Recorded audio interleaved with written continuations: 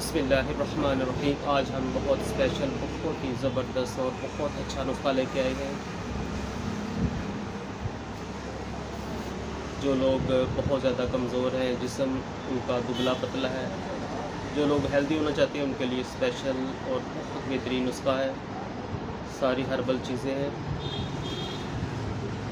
नुस्खा नोट करने से पहले अगर आप हमारे चैनल बिलाल राजपूत फूड पे नए हैं, चैनल को लाइक करें, शेयर करें, कमेंट्स करें और सब्सक्राइब करें।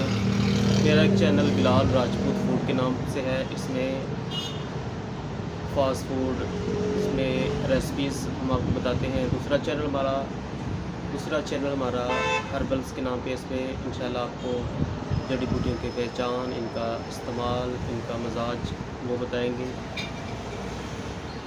फ़िलहाल आज हमारे पास बहुत ही ज़बरदस्त रेसिपी है।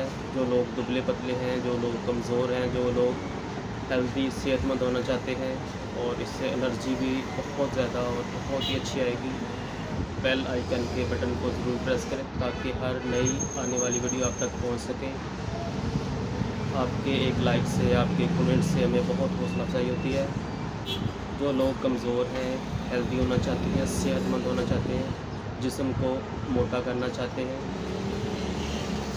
उनके लिए स्पेशल नुस्खा है। इससे एनर्जी भी पैदा होगी और बहुत ज़्यादा इसमें आपको फ़ायदा होगा इस नुस्खे के इस्तेमाल से।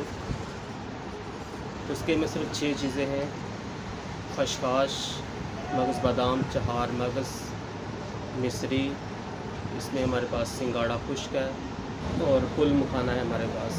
खसखस हमारे पास 3 चम्मच है। खसखस को अच्छी तरह साफ़ करने, इसमें रेत वगैरह होती है, इसमें रेत का ज़रात होते हैं। खसखस को पानी में 3-4 दफ़ा अच्छी तरह साफ़ कर लें। खसखस को साफ़ करने के बाद अलग से बर्तन में डाल दें। 3 चम्मच खसखस है जो हमने अलग से साफ़ करके रखी है। नेक्स्ट हमारे पास बादाम के 9 अदद गिरीज़ के पीसेज हैं। हाँ जी, 9 अदद इनकी गिरियाँ के पीसेज हैं। इसको कूट कर बारीक कर लें। नेक्स्ट हमारे पास 4 मगज़ हमारे पास 1 चम्मच है, इसको हल्का सा कूट कर बारीक कर लें। नेक्स्ट हमारे पास मिश्री के 2 चम्मच है, इसको कूट कर बारीक करके इसमें ऐड करें।